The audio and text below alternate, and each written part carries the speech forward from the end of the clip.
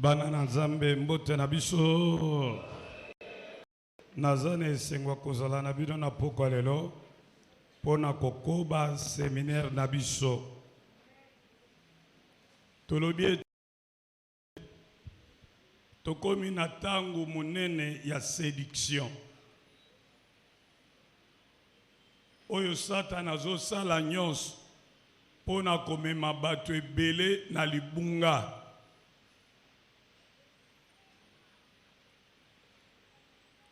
Azo kosa bato azo mema bango na mouvement na ye yango ne balobi na biso n'ajoutez pas foi à tout esprit mais examinez toutes choses. Tolobi malamu amen tobondeli Zambe tata na nkolo Yesu Masia totondi opona ngolo pesi biso lelo koya kobakisa likolo na kondima na biso boyebi lobela ngai pe molinga mina ngai zwa mino esika na kombo na Kristo amen. Lelo tolingi koyekola comment discerner une fausse église. Comment discerner une fausse église.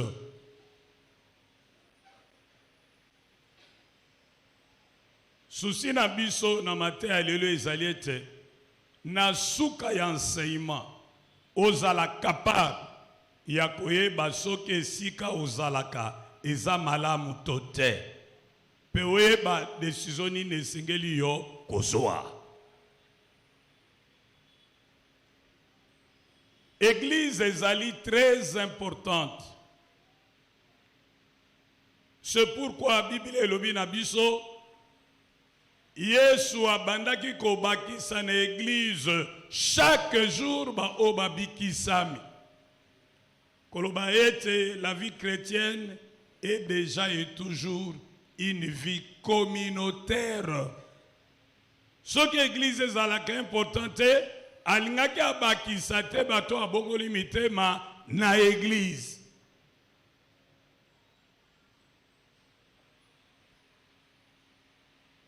Kasi Satana pe aza ke église soki amoni ete bato balingi bonganga te kindoki te magie te bakisi te loyenge te balingi kosambela Satana pe atindaka ba faux numéro soki biso nyonso tolingi tokende aéroport Satana kotinda pe ba faux numéro. Yo za sincère otoni mutu nazoke na aéroport nazo numéro nini abino zo ligne 4 zoka na ligne 4 ememaka na mitendi. Yo za sincère au coach au van au footitike moko sutra komi na mitendi. C'est exactement ce qui se passe sur le plan spirituel. Batu baza sincère balingi bakende na lola. Kasi Satana tindi ba numero bisi ya mabe lokola bato bazana boyebite akososola linya malam bazokota na mangombo esengeli te ekomema bango na libunga.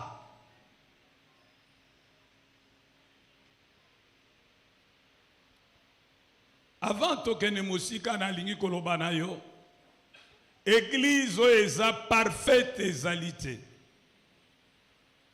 L'église est humaine, totalement humaine. Au-delà de sa dimension métaphysique, l'église est une réalité sociale humaine. Compte tenu du fait que ceux qui la composent sont des hommes faillibles, l'église porte le marque de faiblesse de ces hommes. C'est pourquoi la parole déclare que Jésus purifie son église pour ôter ses rides, pour ôter ses tâches. Il la sanctifie par sa parole. Le jour où vous trouverez une église parfaite, n'y entrez pas de peur de la souiller. Mais au-delà de ses faiblesses, l'église garde toute sa valeur aux yeux le Christ qui est son époux. C'est pourquoi nous ne pouvons pas la mépriser, mais nous ne pouvons que l'honorer et la respecter. Dites avec moi, Amen. Batu mingi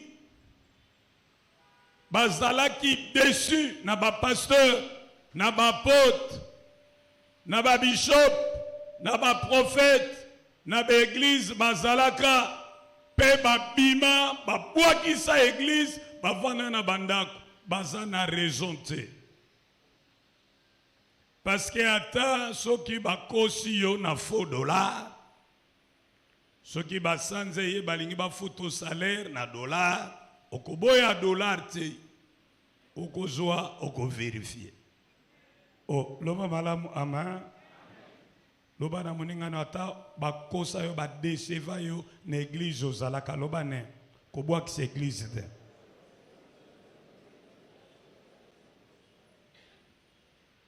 Eza lokola mwana mubali aluke fiancé, babande fiançailles puis fiançois na bwakisi abali mobali ne a portugais bake na Portugal bongo alobi lokola na zui kuboy na kobala suste wazoba. La vie est faite de rencontres et de séparations.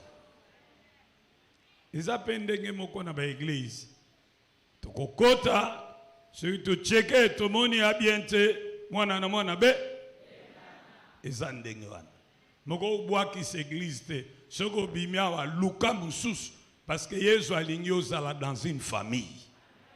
Oh loba malamu ama, l'église c'est la famille de Dieu.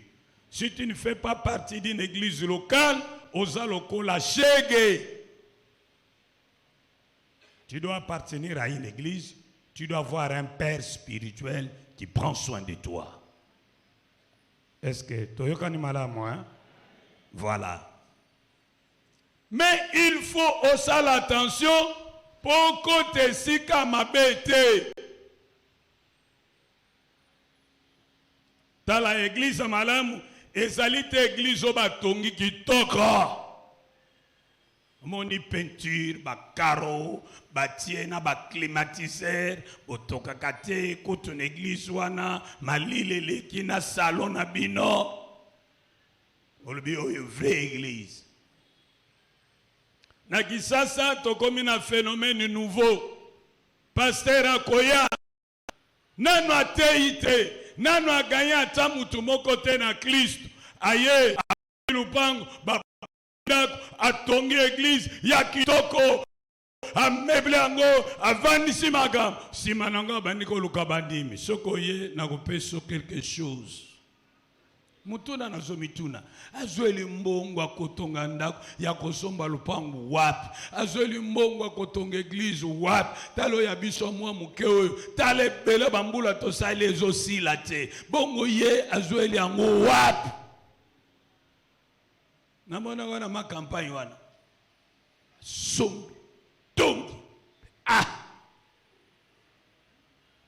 tangu na zopesa témoignage ndeko moko oh vieux osana retard tala wakaka na matongawa na kote boy na isika boy somona kote église vieux osate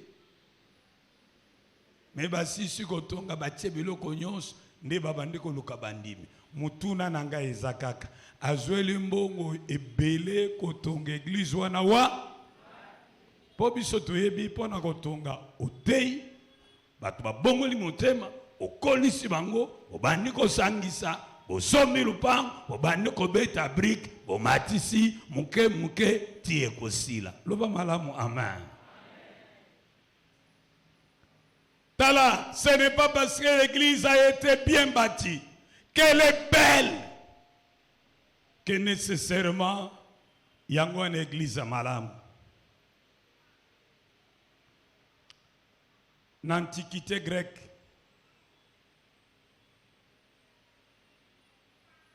temple moko batongaka, il y a Diane d'Éphèse. Ezaka 70 mètres de longueur, 50 mètres de largeur. Batonga yango en marbre blanc. ezaka na 70 colonnes, il y a 1 mètre de diamètre en marbre blanc. C'était sculpté par les meilleurs artistes de cette époque. Mais Nzambazaki Nakatite, c'était une fausse divinité qui était honorée, qui était célébrée, Diane d'Éphèse, une déesse de fertilité. Bongo Nambulo Alexandre le Grand Koufaka, mwana mobali moko kombo na Archelaus. Avant d'akalobi ngana kokufa batu bakobosa nanga na sala nini po batu bakanisaka ngai. Archelaus azwaki décision ya kotumba Diane d'Éphèse. Akendaka tiaka moto ezika. Bazako bengango ini de merveille. Eza lokole uta na lole kita. Mais Dieu n'y était pas. Oh, loba malamu ama. Ndako nzambe ko soko mais nzamba zana kati te. Ndako nzamba malamu. Tokotala yango na nombre ya batu te. Ke bazana batu ebele. Église à 10 000 membres. Église à 5 000 membres. En tout cas, nzambi fazala wana te. Dieu peut ne pas être là. C'est vrai, dans la église primitive, en un seul jour, Pierre a été, l'église est bande avec 3000 membres, sans compter les apôtres. Nzamba koko sala, qu'est-ce une grande église, mais le nombre de fidèles n'est pas un critère suffisant pour dire que Dieu est là. Pour Jésus quoi lobby, large et spacieuse, la voie qui mène à la paix, à la perdition. Parfois, l'église ose mépriser. Oh, esambela kanase anzete. Oh, esambela kanase manalala. Oh, batia basaki amidema. Parfois, yangonde église ici kanzamba zali. Église ya solo ekoko zalawana.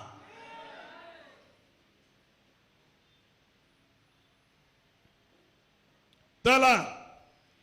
Église malamu eza déterminée na lolenga organisation nangote. Baza bien structuré, baza bien organisé, on sent l'ordre, on sent. Dieu peut ne pas être là. Ça peut être une œuvre purement humaine.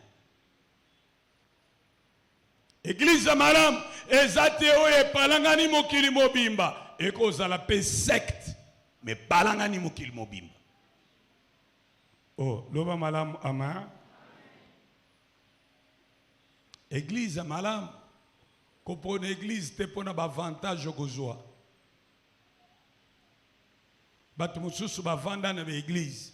Baza conscient que solo ezawa nati. Mais avandi po azana moi ba avantage.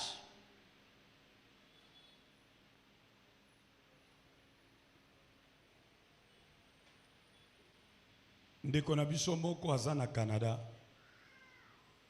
Ebisanga secte moko aza na Corée ezo ya mot bana ba moya ko sakanati. Ba proposa ki a représenter bango na Canada. Mais lokola azaki bien enseigné, bien enfermé. L'église na biso na Gombe atali makambo batona bazo. Albi non, eza solo te. Bisika mona ke ezaki mwa mulili a benginga. A tuninga mituna na pesi réponse. Bien, merci daddy. Maintenant naebi ke bazana bosolo te. De na komeli bango ke na lingi lisusu te. Mais mutu balinga batia représentant na Canada c'est que pas telinga ke pesa. Donc ça na batu mususu ayebi bien que si kazale za ya mabe. Mais à cause de l'avantage moya longwa.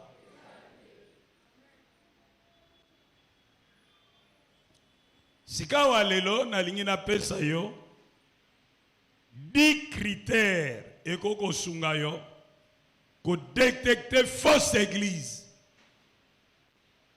Quelle que soit organisation nango, quel que soit nombre de paroisses, quelle que soit installation nango dans le monde, atabazana 180 pays au monde, quelle que soit sa grandeur, quelles que soient les beautés de leur temple. Na lingi tenir compte na ba critère oyo. Ce que l'on pour une église. Critère à liboso. La place de la Bible. La Bible est un centre à l'église.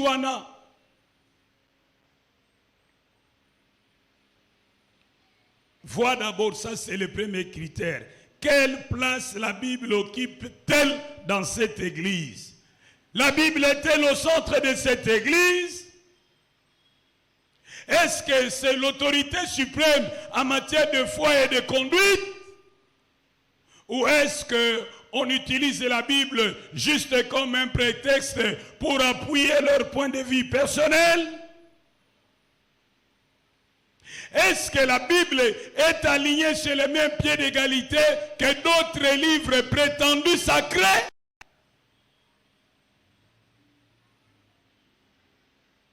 Est-ce qu'il n'y a pas un autre livre à travers lequel on lit la Bible? La Bible est là et on prend un autre livre, on lit la Bible à travers ces livres. Ou est-ce qu'il n'y a pas un autre livre qu'on met à côté de la Bible? Égalité, on lit la Bible, on lit ce livre.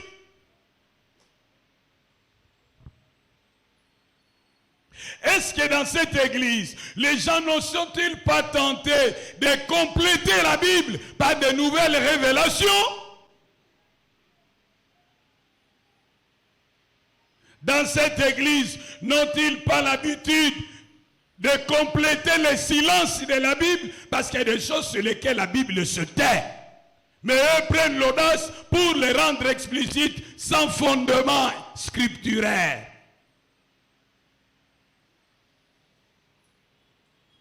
Nalobi eloko liboso soko koti na église ata bazoyemba bien yo ozotala ka bango yo mpe ozoyemba yo mpe ozobina me ozotala okotala Bible bakoti yango ntango nini soki ke na kilte na bango bayembaka mingi babinaka mingi bapesaka mbongo mingi bapesaka batémoignage mingi sur 2 heures bapesaka Bible 15 minutes bima. Oh, l'homme malam amen.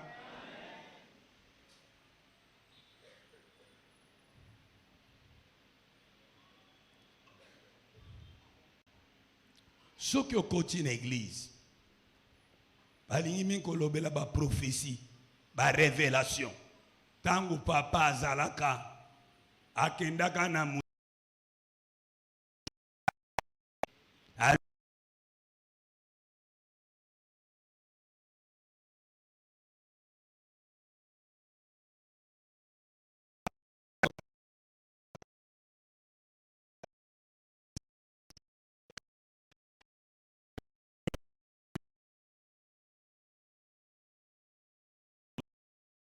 d'Apollos de ne pas aller au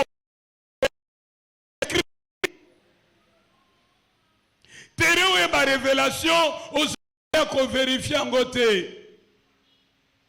Mais tant que nous sommes toi mon anaki naye à Soisa à solo mais attends parce que le bien un ange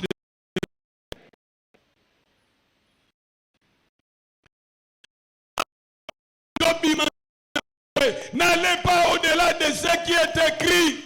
À ta révélation, il faut te confronter dans le baranzam. Ce qui est révélation est quand tu es en conflit, na révélation écrite, tu bois qui s'y encore. Balingi va compléter Bible. Ozomona nzambi révélation ne va pas s'agir là quitter yangune nzambe amona na kina servante na ye aloba kina ye boye hey yo zo Bible na yo zo Bible Apocalypse 22 verset 18 et 19. Je le déclare à quiconque entend les paroles de la prophétie de ces livres.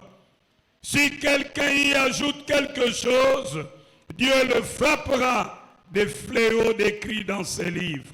Et si quelqu'un retranche quelque chose des paroles de cette prophétie, Dieu retranchera sa part de l'arbre de la vie et de la ville sainte écrit dans ses livres. Yesu alobi kobakisa eloko na Biblia te, kolongola eloko na Biblia te. Oh, nakanisa koloba amen. Oyoka batu mususu ozomona la Bible que tu vois là complète. Il y a d'autres livres que l'on avait retirés, mais qui étaient pourtant stratégiques, on voulait cacher la vérité. Et nous avons eu accès à ces livres, notamment les livres d'Enoch, notamment l'évangile de Thomas, notamment. Alors là, il y a des formules telles que si vous le découvrez, vous les appliquez, les miracles au rendez-vous. Bien aimé, cette Bible est là telle que vous l'avez, c'est bon pour les femmes et leurs enfants. Mais pour nous, les hommes faits, nous qui avons grandi, les hommes accomplis, nous devons aller au-delà des rudiments de la foi.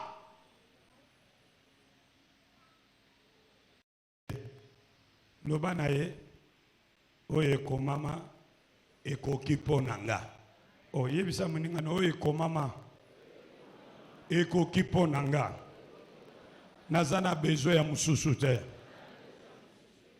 loba malamu amen. Deuxième critère, tala bien église wana nani azo dirige yango batambusamaka na eloko nini na prophétie na barêve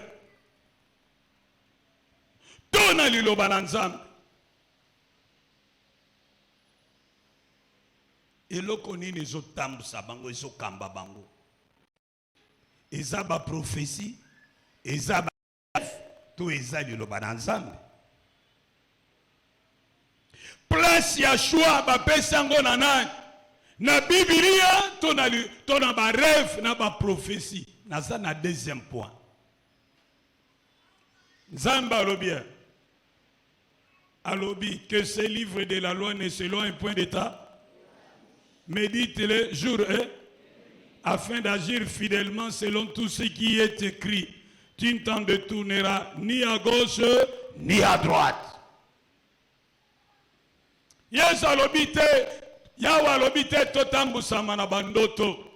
Yawa alobite totambusama na prophétie. Mais inda na makolo na biso, oye komema biso na boyebi na Nzambe na solo pe eza bobele liloba yanza. Yanza.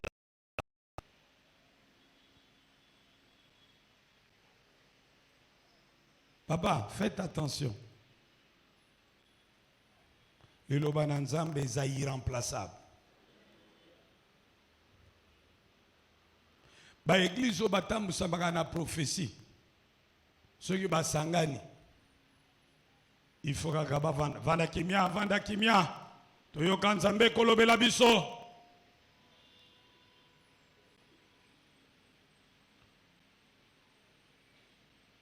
Bateya ki biso lobi tango Jérémie atuna ki Nzambe alobela ye. Nzambe azwaki combien de jours?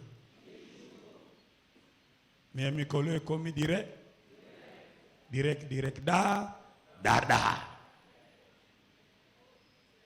Moko mosusu nakendeka na clinique universitaire nakeno bondela pona ndeko moko azaki malade bongo tango nakomi nakuti bandeko ya église mosusu bazaki wana bazobondela nakotanga kombo église wana te batangi Biblia babandi koyemba bazoyemba banzembo kitoko oyo eza na recueil ya chant de victoire oyo nga muta missioni mpe na yebi bazoyemba ngo bien alo mokambi na bango tango kolimola liloba na Nzambe bayembi nzembo alobi gardons silence après apesi ordre parlons tous en langue bango nyonso bandi koloba en langue balobi en langue après on dit allez qu'un de nous interprète on dit qu'on interprète minga na zumituna bango nyonso balobi en langue si quoi interprétation zo pesa ya tato ya bango nyonso. Et puis, et ceux qui ont été bayem, Après, nous sommes prophétisés.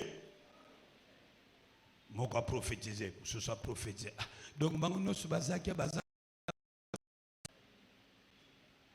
j'étais troublé. Les dieux. On ne peut pas les manipuler. On ne peut pas lui donner les ordres de parler, de prophétiser, de parler en langue. Asala katango alingi, ndenge alingi. Oh, loba malamu amen. Bato baza conduit na ba prophétie, ce qui boke na prière, bo bondeli prophétie bimité, bango nyonso baza inquiet. Baza kite. Ata message moko bimité. Lelo vraiment malili. Ngana sepelaka te frère wana modéré, ce qui frère wana zo modéré message ya kati.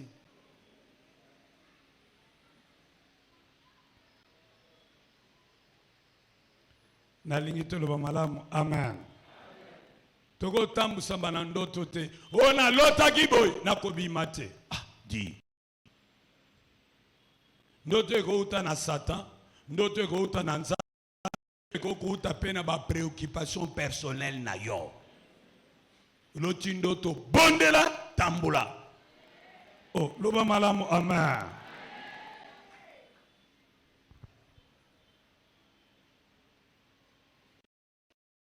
Tozana bosenga liloba na nzambe tambusa biso. Ndenge balobi na 2 Timothée 3 verset 16. Toute écriture est inspirée de Dieu et utile pour corriger, enseigner, instruire et rendre l'homme apte à toute bonne œuvre.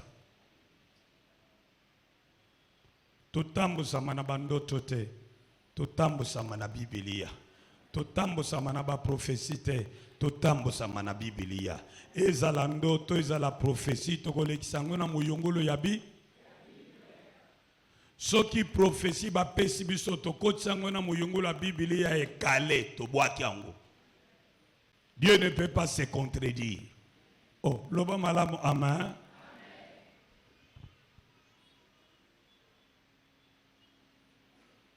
Ok, troisième critère. Est-ce que l'église peut interpréter liloba na nzambe malamu? Tala elokwana. Est-ce que bazo interpréter liloba na nzambe malamu? Bon, à 2 Pierre, chapitre 3, verset 16, balobi na biso eza na bato mosusu baza mal affermi. Bakoli penza na boyebi te, bazo interpréter liloba na nzambe mabe pona komi bungisa bango moko. Kasi bakomi bungisa bango moko te, bakobungisa pe bato bakolanda bango.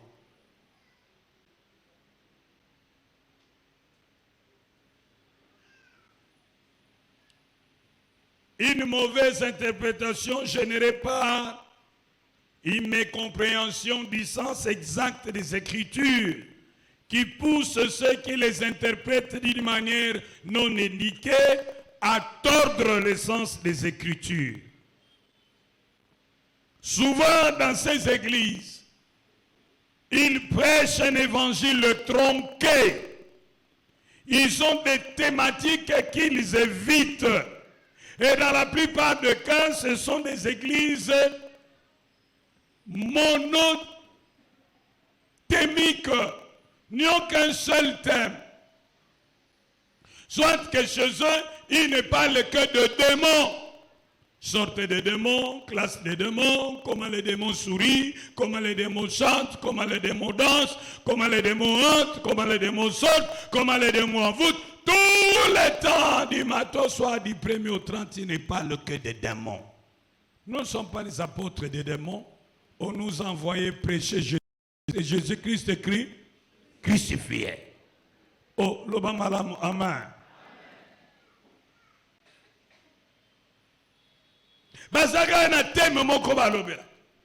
Ou alors c'est la prospérité. De janvier à décembre, ils vous donnent toutes sortes d'enseignements seulement centrés sur la prospérité. Ou alors, ils sont seulement dans le mariage. Il y a des thèmes qu'ils évitent. Ils évitent les thèmes du genre repentance. Ils évitent les thèmes du genre travail. Ils évitent les thèmes du genre sanctification. Ils évitent du genre obéissance à Dieu. Ils évitent les thèmes du genre jugement dernier. Ils ont un certain nombre de thèmes dont ils parlent et d'autres dont ils ne parlent pas. Et il y a même dans certains milieux, ils évitent de parler de la mort et de la résurrection de Jésus, de la victoire de Jésus sur la croix, sur les forces du mal. Ils ont des thèmes de prédilection. Dieu est amour. Dieu est miséricordieux. Dieu est patient. Dieu est compatissant. Dieu est généreux. Dieu est fidèle. Les autres thématiques, il les évite. Il y a même un homme de Dieu qui a dit, il ne faut pas parler de repentance. Là où on parle trop de la repentance, les hommes commettent trop de péchés. Mais c'est quand même bizarre. Lorsque nous lisons les Écritures, à la Pentecôte, le premier message de l'apôtre Pierre, à ceux qui étaient venus suivre son exposé, sa prédication, quel était le message de l'apôtre Pierre? Dans Acte 3, verset 19, il dit, repentez-vous donc et convertissez-vous pour que vos péchés soient effacés. Quel est le message de l'apôtre Paul lorsque nous lisons la Bible et nous lisons dans Actes des Apôtres, chapitre 20, qu'est-ce qu'il dit? Prenez Actes des Apôtres.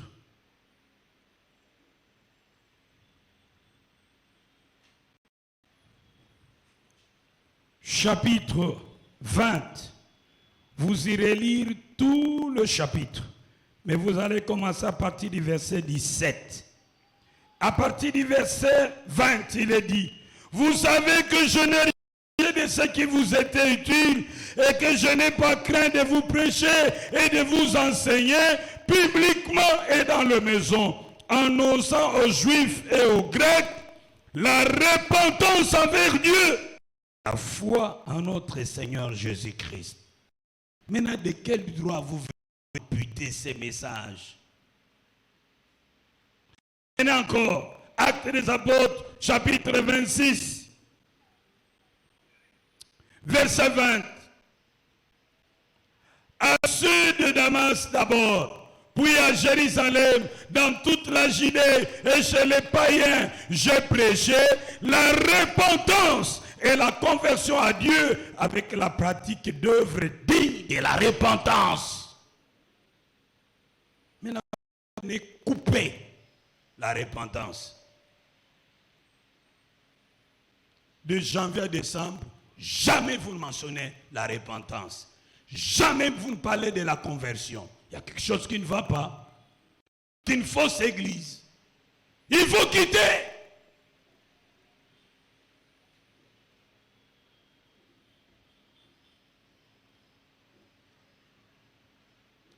Quatrième critère, la confusion doctrinale. La plupart des fausses églises nient la Trinité. Ils rejettent la Trinité. Vous conviendrez avec moi que dans la Bible, il n'y a pas un verset où on parle de la Trinité. Mais la réalité de la Trinité est bien biblique. Il y a un seul Dieu manifesté en trois personnes, le Père, le Fils et le Saint-Esprit.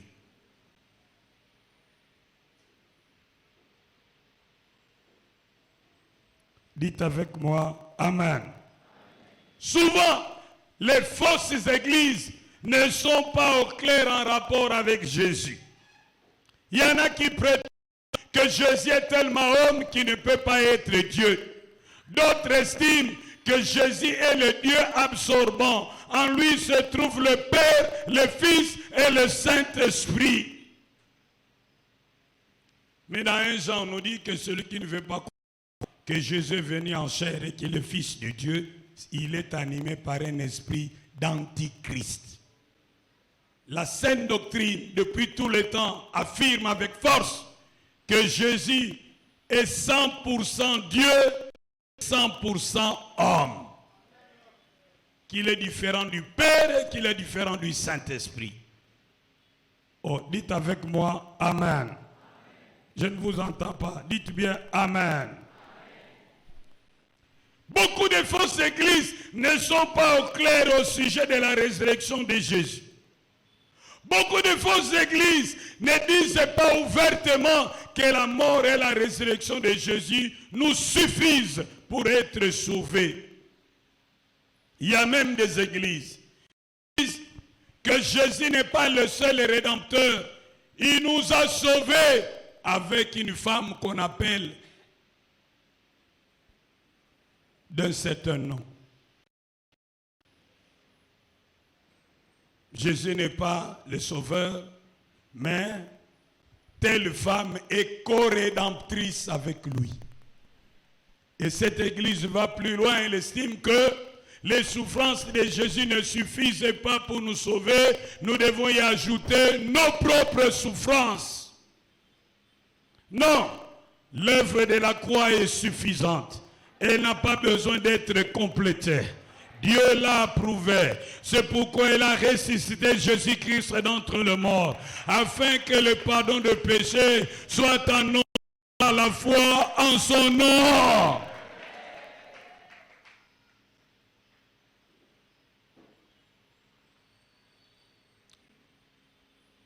D'autres églises disent que pour entrer en contact avec Dieu, nous n'avons pas besoin d'être seuls. Mais il y a aussi d'autres intermédiaires. Il y a des saints, il y a la Vierge Marie, et j'en passe. Non, la Bible dit il y a un seul Dieu et aussi un seul mais entre Dieu et le. Quel est ce médiateur?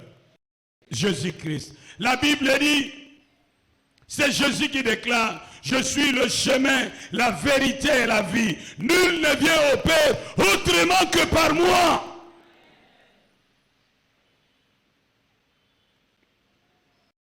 Beaucoup de fausses églises ne sont pas au clair quant au salut.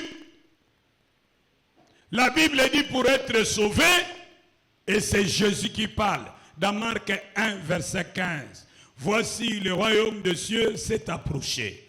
Répentez-vous et la bonne nouvelle. C'est ce que Jésus dit. Pour entrer au ciel, il faut se repentir de ses péchés et croire en la bonne nouvelle. Consiste la bonne nouvelle, c'est que Dieu nous a aimés, il nous a donné son Fils qui est mort à la croix pour nos péchés, pour nos maladies, pour notre malédiction. Il a subi notre châtiment pour nous réconcilier avec Dieu. Et Dieu l'a ressuscité d'entre les morts. Dieu nous demande de ne rien faire pour être sauvés, sinon que d'accepter ce qu'il a fait pour nous à la croix. Le salut, c'est par grâce. Dans Ephésiens 2, verset 8, il est dit, c'est par grâce que vous êtes sauvés au moyen de la foi. Ce salut ne vient pas de vous, c'est un don de Dieu. Ce n'est pas le résultat de votre effort afin que personne ne se glorifie. Mais souvent dans les fausses églises, on va vous dire, oui, il faut croire, mais il faut aussi ajouter les œuvres. Mais dans Romains 3, 28, la Bible dit, Romains 3, 28, la Bible dit, nous pensons que l'homme est sauvé par la foi, seul sans les œuvres de la loi. Dans Galates 2, 21, la Bible dit, s'il est vrai que la justice et les deux s'obtient par la loi, alors Christ est mort pour rien.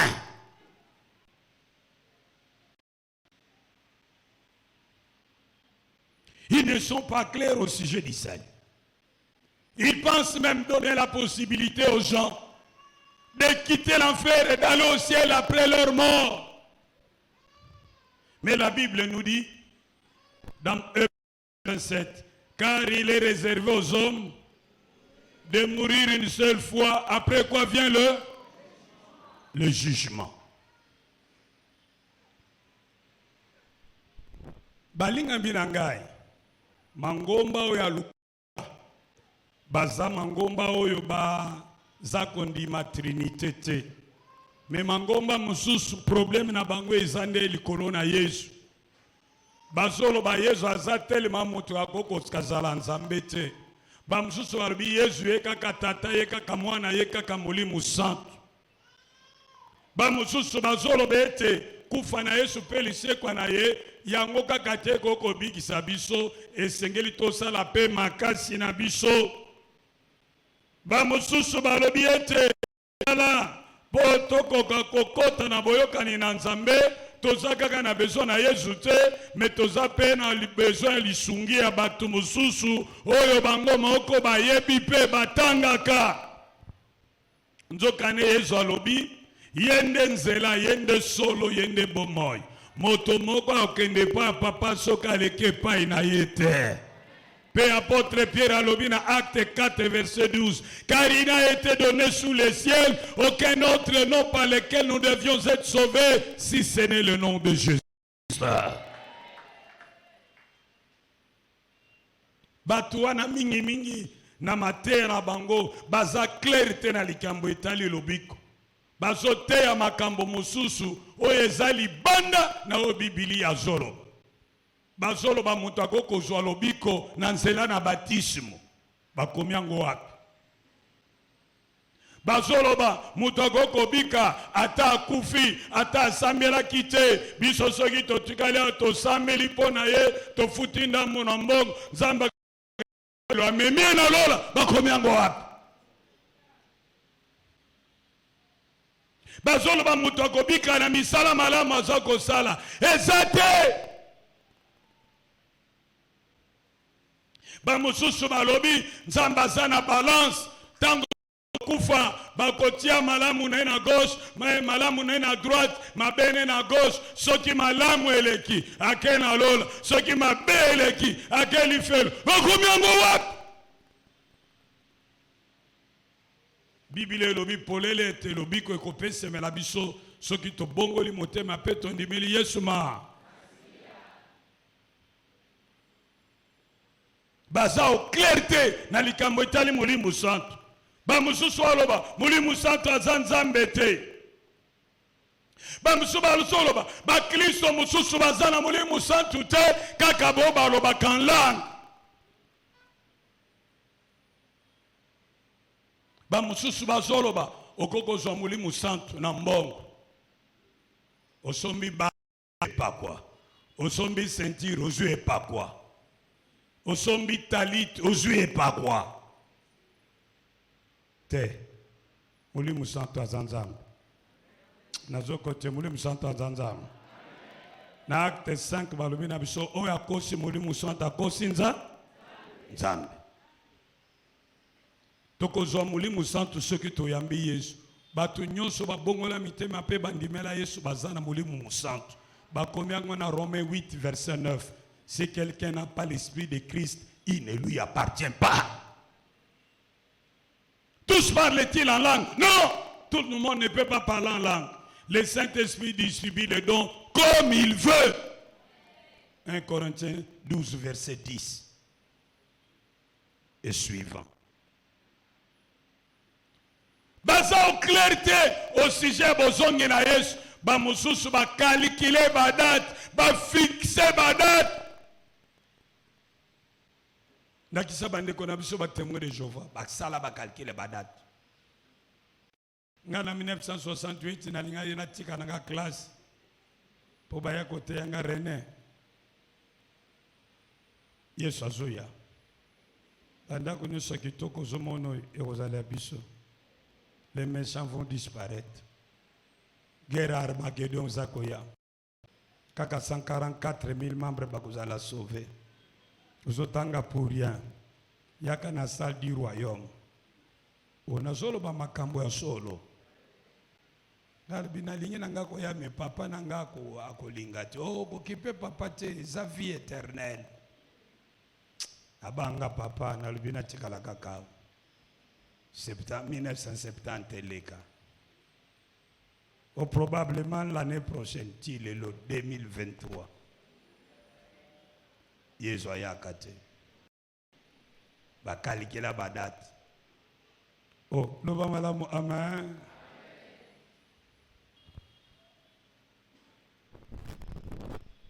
Cinquième critère, l'idolâtrie pieuse.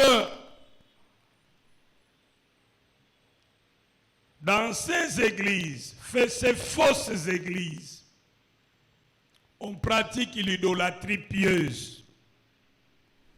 Je cherchais des synonymes au concept idolâtrie. Voici un des synonymes de l'idolâtrie. Nous partons d'abord du sens, c'est le fait d'adorer une créature en lieu et place du Créateur. C'est cela l'idolâtrie. Elle peut se faire à travers l'adoration des images, des statuettes, quel que soit le nom qu'on leur donne. Mais au-delà de cette première signification, le dictionnaire nous dit qu'une idole peut aussi être associée à un fétiche. Un fétiche, c'est quelque chose qui détient un certain pouvoir. C'est comme un talisman. Mais un fétiche peut également être un hôtel qui nous met en contact avec le monde spirituel, mais le monde des ténèbres. Alors, quand je parle de l'idolâtrie, cela signifie quoi? Que dans ces églises, on a introduit un certain nombre de choses, un certain nombre de pratiques qui sont des choses et des pratiques idolâtres. Souvent dans ces fausses églises, on vend de l'eau, l'eau bénite. On vend de l'huile, l'huile d'onction. On vend des bracelets sur lesquels on a écrit des versets bibliques et des paroles. Et on vous dit que ces bracelets vous mettent en contact avec Dieu et vous attirent les faveurs de Dieu.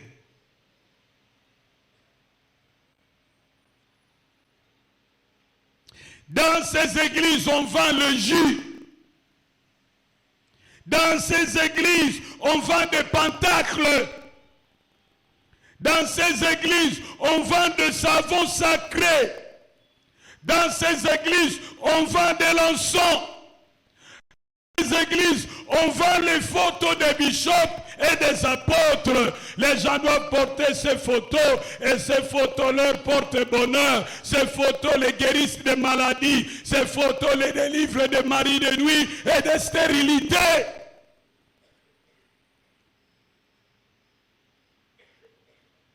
Dans ces églises, vous trouverez soit un homme, soit une femme qui est vénéré.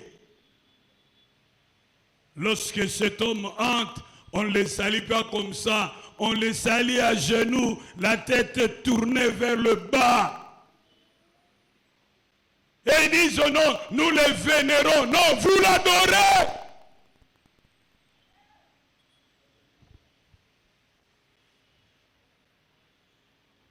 Dans ces églises, les chefs de ces églises se comportent comme des vrais gourous. Il n'y a que lui qui est autorisé à prier Dieu. Tous les autres membres, vous n'êtes pas autorisés. Si vous avez un besoin, vous venez le présenter à lui. C'est lui seul qui est autorisé de présenter votre requête à Dieu. Lorsque votre femme vient d'accoucher, vous n'avez pas le droit de lui donner le nom. Vous devez aller chez lui. C'est lui qui va donner le nom. Papa mwana yeyo zamba sunga botami na yepo pese kombo kombo na ye yandimo sizola mambo.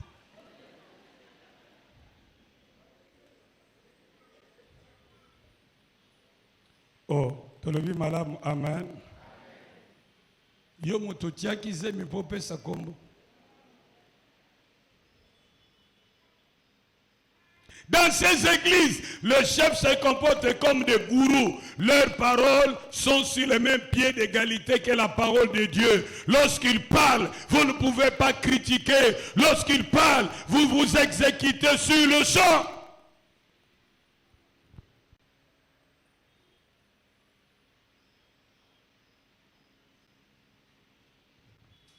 Dans ces églises,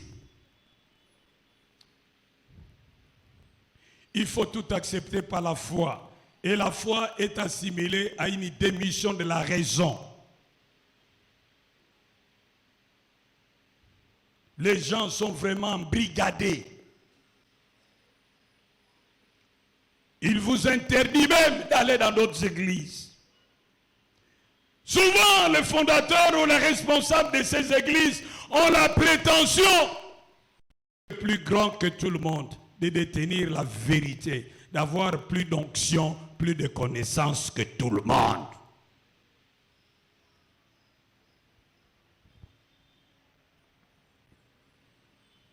Dans Lévitique 26, verset 1, balobi, Zambalobi, aboyi likambo na photo, aboyi likambo na bikeko, aboyam.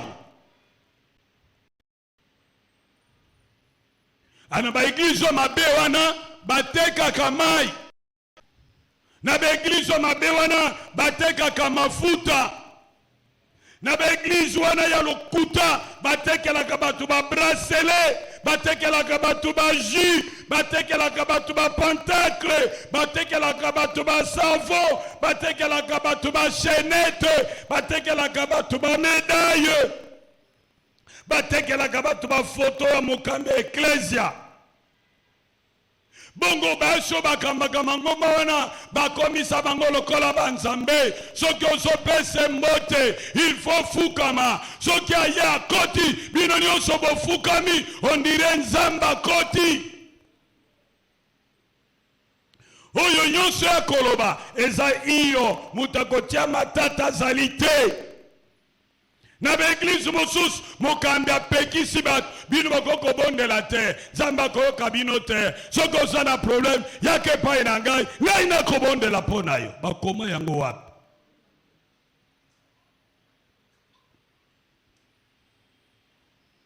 batekela batu baji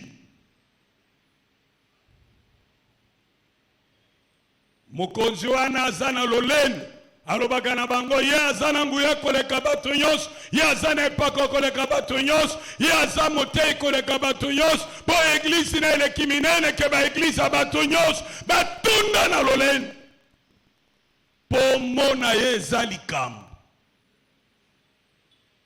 bakengela ye awa banque centrale ici.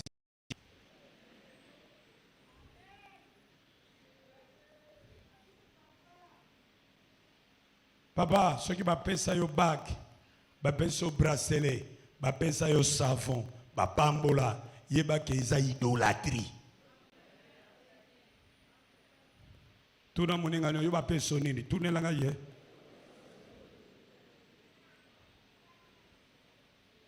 Zongela po ya zolo babiente, tout nelanga yo bapesa nini.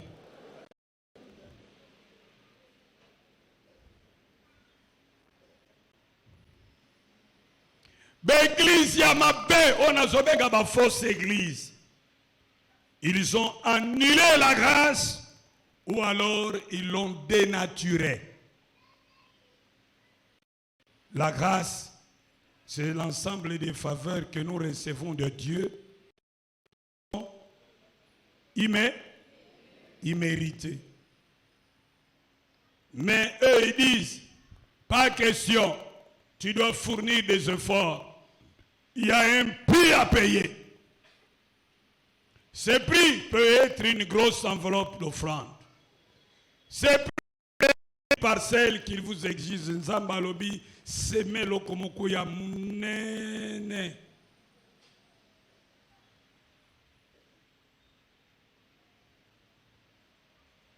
Rien n'est gratuit.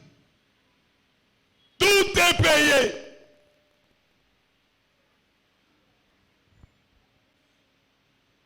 Il vous exige les efforts. Vous devez jeûner 21 jours, 40 jours. Mais moto Jean-Pierre na Jean babiki saki le bosso na porte a qui combien de jours? Hein? Je n'ai quitté. C'est que je te le donne. Au nom de Jésus, lève-toi et marche. Oh, le malam ama.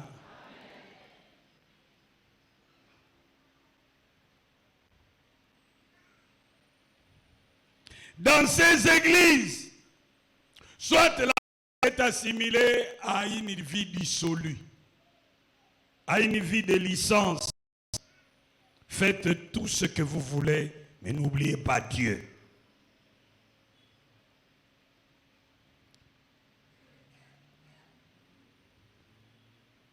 Il y a la vente de prières. On vous vend des prières. Vous allez, cet homme-là vous vend des prières. Et des prières qui ont une valeur, après 2 jours, elle a expiré, vous devez aller acheter une autre prière. Dans ces églises, on vous vend la délivrance. Il y a un tarif pour entrer dans la permanence et être délivré. Et après la délivrance, on vous oblige de bénir l'homme de Dieu. Non, il faut que l'homme donne comme il a résolu dans son cœur. Jésus a dit, vous avez reçu gratuitement, donnez gratuitement. Oh non, vous devez acheter l'huile, ça nous a quand même coûté de l'argent. Moi, je n'ai pas besoin de cette huile, je viens avec mon huile, prie pour ça. Oh non, il faut que moi goûte à l'huile. Oh, et où tu vas? Lobana munenga no soko yebe sike loko yutite kuzwango te lobane. Soko zana bezo mafuta somba mafuta na yo mema pesa ye lobane bondela petango aso bondela yo kokanga misteta la ye. Oh, loba malamu ama. Soki ya sono kokufa sala ndenge passer sita lobaki tiago. Parce qu'on ne sait jamais. Ce que l'opinion baki s'appelle Oyanga Lobate. Gaga ko yanga ya yotikala da yabo. Mon Christ, il faut à la mise au. Konde malikambo na sonite.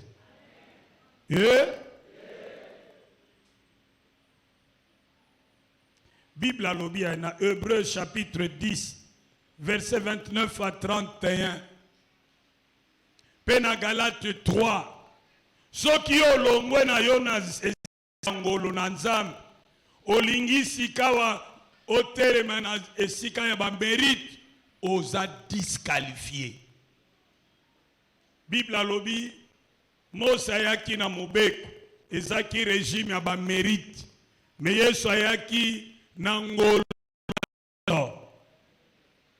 Mutu aza na tere ya solo. Petere angolo alobaka na nzambe kolanda te elobeli na ngai kotala te etamboli na ngai kotala te makanisi na ngai ndenge na tretaka bato ndenge na monaka ona yokaka soko landeli nga okozana raison ya kopima nga nyonso kasi yawe na bondeli yo yaka kokuta ngai wana terrain ya ekuruzu na Yesu akufa pona basantu te akufa pona ngai pe pona tina na ya yokela ngai mawa. C'est cela la grâce.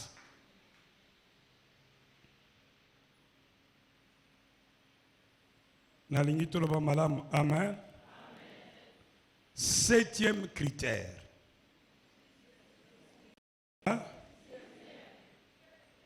Ngana lobi idolâtrie ezaki 4e critère. Bongo la grâce annulée ou dénaturée 4e critère. 6e. Siko na komi na 7e critère. Nazozongela. Premier critère, la place de la Bible. 2e critère, prophétie ou révélation spéciale. 3e critère, mauvaise interprétation de la parole de Dieu. 4e critère, confusion d'eau. 5e critère, idolâtrie, pieux. 6e critère, grâce, annulé ou dénaturé. 7e critère, sacrement mal célébré. Yesu atikeli biso sacrement mibale. Baptême na Sainte Seine. Mais mingi benga na ba fausse église wana babakisa ba sacrement na bango. Pe non seulement babakisi, mais bazo respecter ni condition de fond ni condition de forme. Na pe sandakisa ya baptême. Philippe, le diacre Philippe azoteya eni Éthiopien bakomi pembe na mai eni Éthiopien alobi babatisa ye.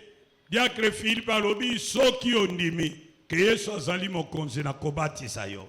Eni Éthiopien alobi oui nandimi abatisi ye. Ozomona ke bazobatisa mutu sur base ya confession de foi na ye.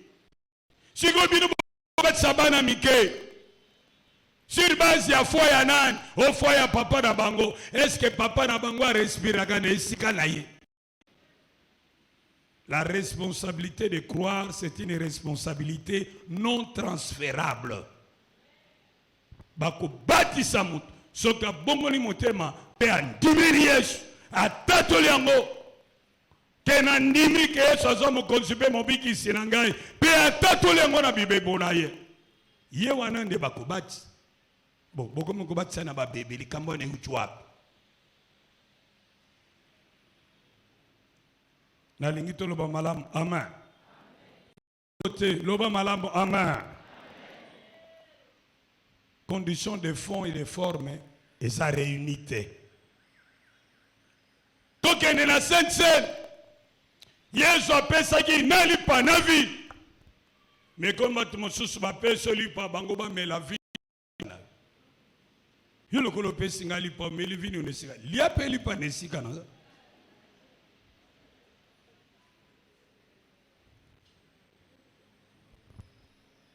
Est-ce que tozo yoka na malamu mokolo ne lambo Yesu apesa kini na pesa ki lipa na siko bino bolobino ngana komela vino esika na yo ya lipa bon ça soke eza bongo lia pe lipa nesika na nga.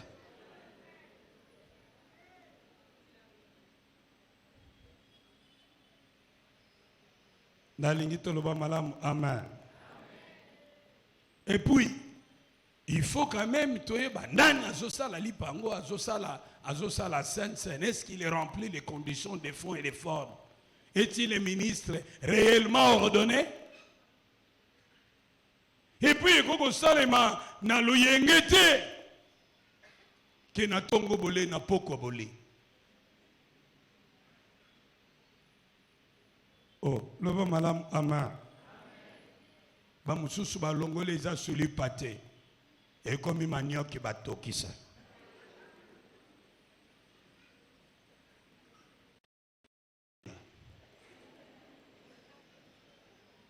Ba mususu e komi mbala nati. Totika ba black. Ba mususu elambo e komi balobi na ya quoi auti quelque part alobi na ngai papa ngala tuni outi wapi pona tuna ka toujours mutuna wana osambela ka wapi ona sambela ka wana na kutuna su mutuna wana te soka lobi ngana sambela ka ekpaki ngandi na tuni okomia wandenge nini nde sika toyo kaka o papa ngana longwe na ngakuna parce que nazomona sous clarté passer alobi azui révélation.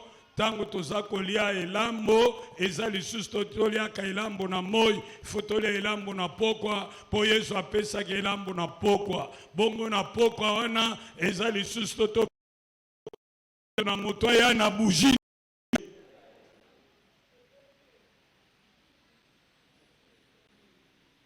tuna muninga na yo lia elambo ya bougie tunelanga ye soko lia ya bougie kutana na pasteur wana problème lobale.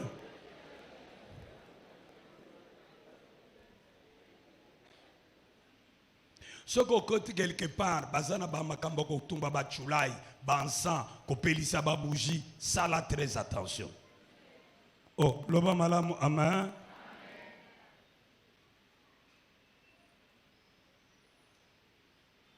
Huitième, bazana ba pratique extra biblique, basala kama kambo e komami na Biblia te. Tolanda qui filme moko en Afrique du Sud, pasteur azolo barabandimi, bokende kolia matiti. Bandimi pe bakei bazolia pelouse. Lokola ba. Bakomi yango wapi? Tomone na internet pasteur mususu azo sokola basi na piscine. Bakoma wapi ke aller laver les femmes d'autrui. Azwe le fondement wana wap na piscine penza azo kitaka moko ba muso bazo yemba yazo sukula bango soki bazo sukula yo kozala na kupete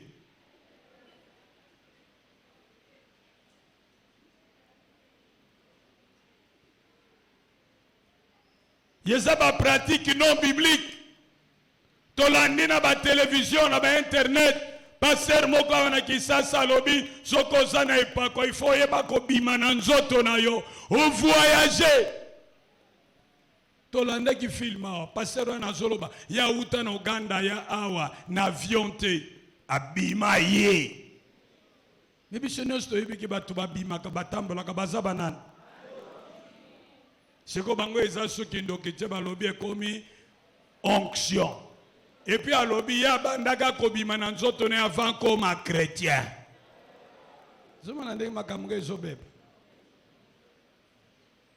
Alobi na koko laksabine zanango pasite me ba mususu bakoyeba ndenge ya kozonga te. Tuna moninga na yo basi balakisa yo loba ne loba. Oloba te. O tolobi malamu amen. Ba pratique non biblique kobonde la ko invoquer batu bakufa. Ndeko moko alobi nanga akende ki place moko bongo bakotisie na esika losam moto aza ko diriger abandi ko sambela abengi nanu mama ki panvita après mama ki panvita abengi nalingi toloba malamu ama nazo kote abengi nanu mama ki après abengi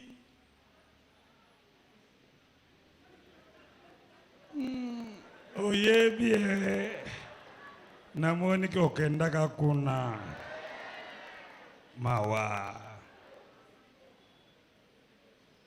abengi papa mama qui panvite après abengi papa Simon Padi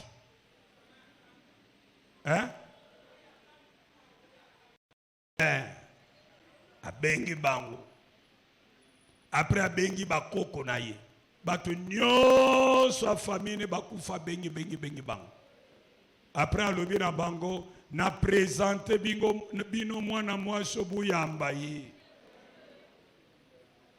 tuna moningani yo basalo dédicace ya modèle wana wape Yesu yokela biso mawa. Ba pratique non biblique nako transférer yo epakwa na sexe ezalaka te. Ba pratique non biblique na domaine de délivrance, il faut somba pentacle, il faut somba huile rouge, il faut somba photo, il faut mungwa, il faut somba poudre, il faut somba encens, il faut somba drap basipayo. Ce sont des pratiques non bibliques. Tolandia wana Gabon bazosala bière micine. Bolanda kite mutasala délivrance na bière. Moi si mon sous-soupé dans un pays africain a chopé sa guérison, sokosa na malade, eza la modèle nine, ok panaye, abimisi libele na ye, ofibiango, obiki. Tourne la moninga yo fiba ya nan pas faut comment déjà. Bon que la verset c'est ka lobby que beaucoup fiba mabele pe beaucoup bik. Yes lobby vous imposerez les mains aux malades et les malades seront guéris. Alobate vous sucerez les seins des prophétesses.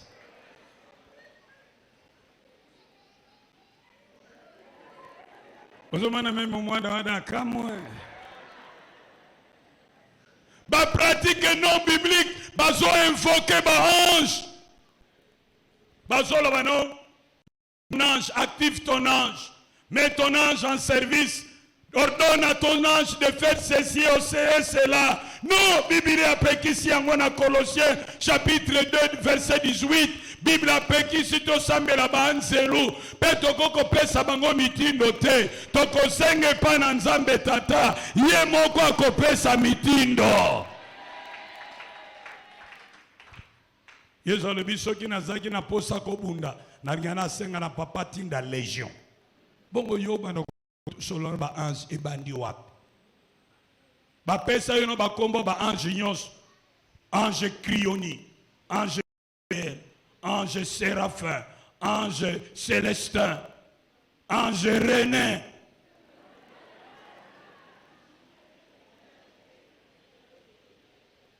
Lobana moninga no ba sambela ka banzelu te lobane.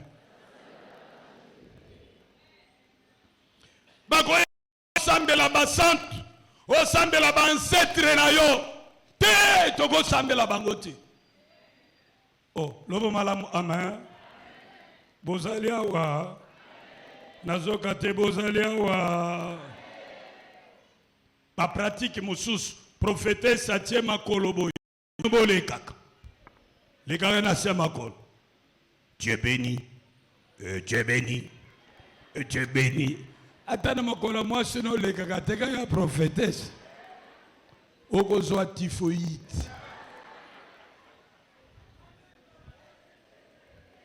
Ezati ozana paso komazo. Ba mususu somba dra bazipa yo. Waneza ba cérémonie ba magie. Yaka ba sokola yo tika bilamba tika kaleson baluka zonga kotala nasi. Basala nini na kaleso na yo. Basala nini na soutien gorge na yo. Basala nini na elamba otika.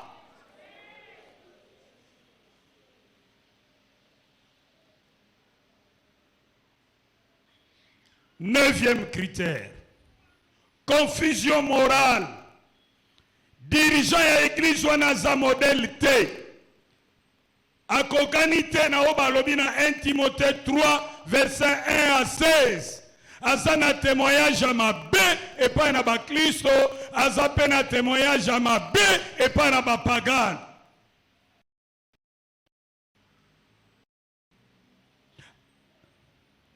Azana ba mère se relâcher. Aza immoral. Soki oyoki omoni kaka keti pona témoignage à bienté et pas na ba païen pe pas na ba Christ yeba kozana adresse à ma bé. Mais batu mingi bazobi mat malgré le fait que mukambi wana za penza na témoignage ya mabe batikali kaka wana bazoloba wana vie privée na ye etali ngai te ngai na sepelaka na webimaka na munoko na ye yo. On a occupé l'essentiel, les résultats. Résultats, où t'as qu'un ensemble, résultats, où t'as qu'à na ça? Na satan, na ça la capé miracle. 10e et dernier critère, la confusion spirituelle. Il parle souvent du surnaturel, en préciser. De quel surnaturel s'agit-il? Parce que dans les surnaturels, nous avons le royaume de Dieu et le royaume du diable. Mais eux ne précisent pas. Ils invoquent les morts, ils invoquent les anges, ils invoquent les saints, ils invoquent les astres, ils invoquent les sirènes. Non.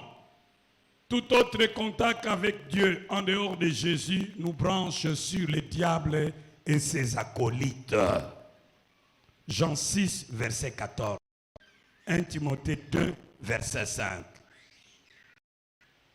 Sika on a ici.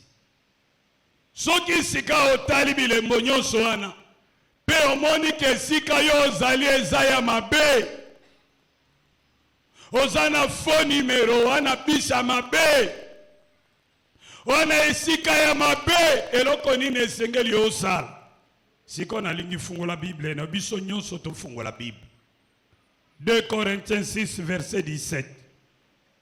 2 Corinthiens 6 verset 17 pe tozo suka wana.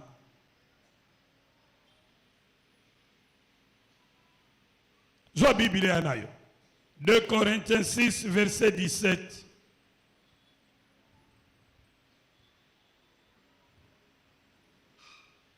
Maman c'est petit tako tangela biso. 2 Corinthiens 6 verset 17. Eloko nini esengeli yo kosala soki esika yo ezali esika ya mabe adresse ya mabe eloko nini Biblia azo kosenga yo.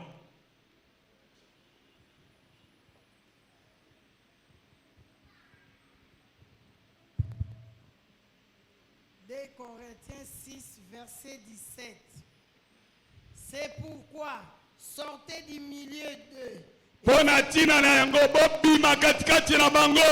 et séparez-vous, dit le Seigneur. Ne touchez pas à ce qui est impie et je vous accueillerai.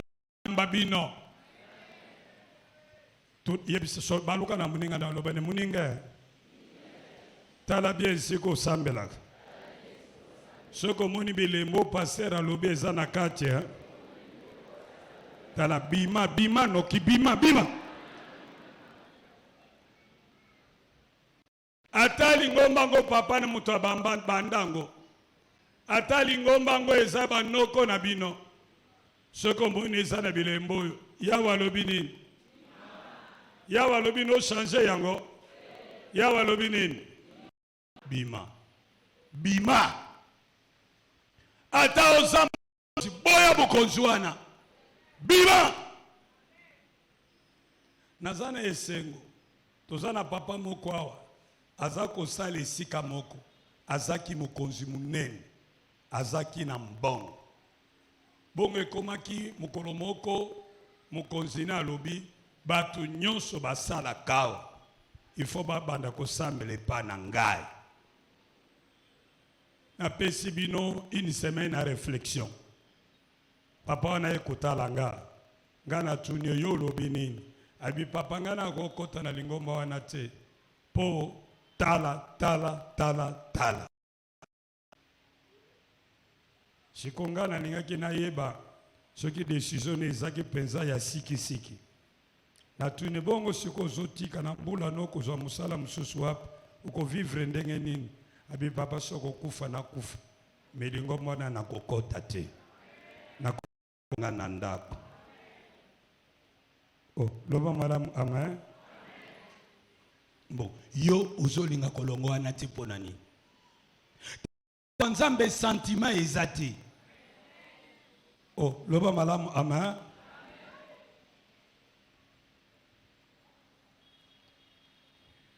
Zongela simanaka yawa lobia soki esika na sambelaka ezana bilembo zomi oyo ya ba fausse église yawa lobi nanga nabima nakabwana na bango bazambindo nazonge pai na ye ya koyambanga tika Nzamba pambola.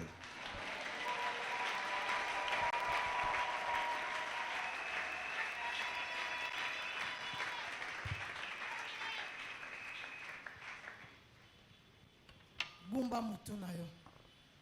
Décision nini ozwi na pokwa na lelo. Kolandisa ma verset ya suka tota etei awa. Oyo totangi ozwi décision nini. Banda kosolola na Nzambe. Tonda ye pona mateya yo ozwi poso mubimba. Pe yebisa ye décision nini yo zwi. Na nyonso yo yo ki poso oyo. Tobonde na kombo na Kristo Yesu.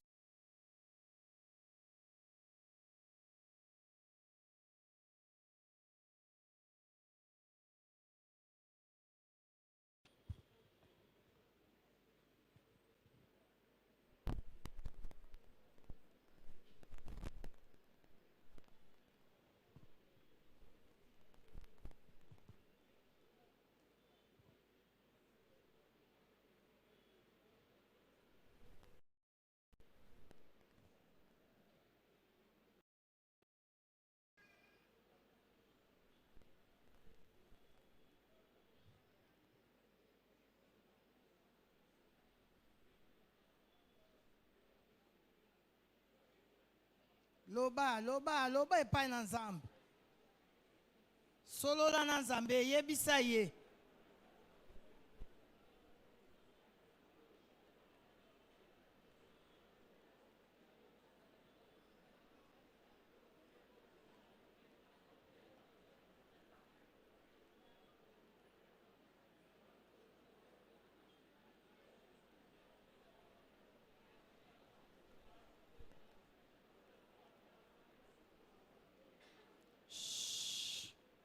Tombola maboko esiko vandi okobondela nsima na ngai. Kolo Yesu. Na ye epai na yo. Oyo okela ngai mawa. Na bitambola tambola na ngai. Na biluka luka na ngai. Na bituna tuna na ngai. Na bikota kota na ngai. Na koyenga yenga na ngai. Na kutana na bato. Na kutana na basali na Nzambe. O bazaya solo te. Na kota ba eglize, oyo eza malamu te. Na sala makambo, oyo esengeli na sala te. Yawe, yokela ngai mawa. Lelo na sosoli, ete nazangaki discernement spirituel. Yango wana, na kotaki na se, ya bilakeli mabe. Yawe yokela ngai mawa. Yawe yokela ngai mawa. Lelo nazwi mokano. Yako boya, yako bima, yako kabwana, yako renonce. Eza la mateya, eza la basali na Nzambe, eza la beglize ya mabe, oyo ngai na kota. Yawe yokela ngai mawa. Tombola maboko banda kobondela Nzamba yokela yo mawa. Nzamba yokela yo mawa. Alongola ona se na condamnation pe malédiction. Oyo zwa na nzela oyo kota na biloko osimba. Na bansenema ya mabe ozwa. Ayokela yo mawa. Bondela, bondela yaya, bondela. Soki eza na moko na ndeko na yo na libota na yo. Akota ba eglize ya mabe. Akuta na ba pasteur ya mabe. Batia ye maboko. Yebisa Nzamba ayokela yo mawa. Yawe yokela biso mawa. Yawe yokela biso mawa. Yawe yokela biso mawa.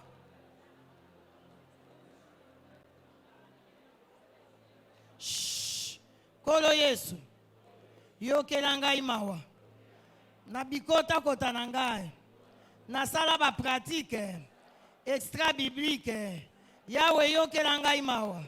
Na infoka bato bakufa. Na solola na baboti na ngai. Ba oyo bakufa. Yawe yokela ngai mawa. Na bisomba somba na ngai. Na somba mungwa. Na somba ensan. Na somba ba photo. Na somba ba prière. Yawe yokela ngai mawa. Na sambela ba anzelu. Yawe yokela ngai mawa. Tombola maboko yaya. Tombola maboko. Tombola maboko. Osomba nini? Olata photo ya pasteur te. Osomba macaron te. Eza na bato basomba ba photo ba pasteur ba koma na bandako batumba yango. Poussière batia na kati na mai pe ba mela. Eloko nini yo somba? Bondela.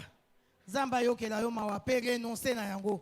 Soko osambela bato bakufa, osambela ba ange. Boya yango, renoncer na yango. To bonde na kombo na Yesu Kristo. Bondela toko umela te, bondela. Yawe yokela biso mawa. Pona ba pratique nyonso tosala. Pona makambo nyonso tosala. Pona oyo tosomba na ba église ya mabe. Kolo yokela biso mawa. Toye epai na yo nkolo. Limbisa biso. Tokota na makambo tosengelaki biso tokota te. Oh, tosala bokoko, tosala bonganga. Nanzana ba église ya mabe. Nanzana ba prophète ya mabe. Yawe yokela biso mawa. Yawe yokela biso mawa. Yawe yokela biso mawa. Tomela ba sainte scène ya ba bougie. Yawe yokela biso mawa. Tosomba ba délivrance na mbongo. Yawe yokela biso mawa. Toye epai na yo nkolo, toye epai na yo. Yokela biso mawa na kombo na Yesu. Tombola maboko. Yawe yokela ngai mawa. Kangola ngai. Na nguya nyonso. Oye kanga ngai. Ezala ba faux pasteur. Ezala ba faux prophète. Yawe yokela ngai mawa. Soki eza na mosali na Nzambe. Ya mabe. Ya lokuta. Adomina ngai. Akonza ngai. Amfuta ngai. Amanipilaka ngai. Banda lelo oyo. Naboyi ye. Nakabwani na ye. Na kombo na Yesu. Banda lelo. Naza kwanile. Maloba nyonso. Oyo basali na Nzambe. Ya lokuta. Ya mabe. Baloba. Likolo na ngai. Emema condamnation. Emema pasi. Ekotisa ngai. Nguya. Ya Satana.